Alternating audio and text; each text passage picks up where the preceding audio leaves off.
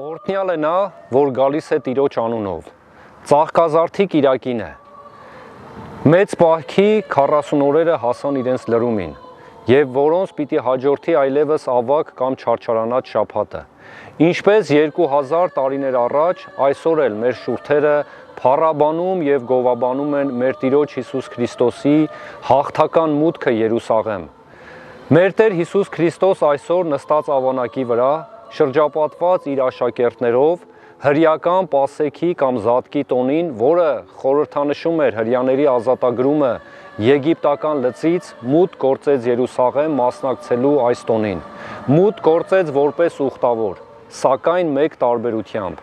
Մեր Տեր Հիսուս Քրիստոս մուտք գործեց Երուսաղեմ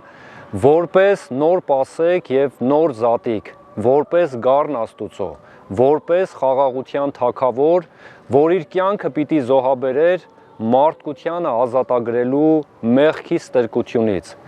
Մարդիկ Երուսաղեմում նրան դիմավորում էին օրհնաբանություններով։ Նրա ոտքերի առաջ էին սփռում արմավենի ճյուղեր և իրենց զգեստները։ Սիրելիներս, մեր Տեր Հիսուս Քրիստոս աշխարհ եկավ իր խաղաղությունը մեզ բերելու համար։ Այսօր մենք բոլորս կարոտ ենք խաղաղության, մենք բոլորս կարոտ ենք համերաշխության և եղբայրության։ Մենք կարող ենք փարվել մեր Տիրոջ Հիսուս Քրիստոսի բերած խաղաղությանը, կարող ենք փարվել մեր Տիրոջ Հիսուս Քրիստոսի բերած համերաշխությանը և եղբայրությանը,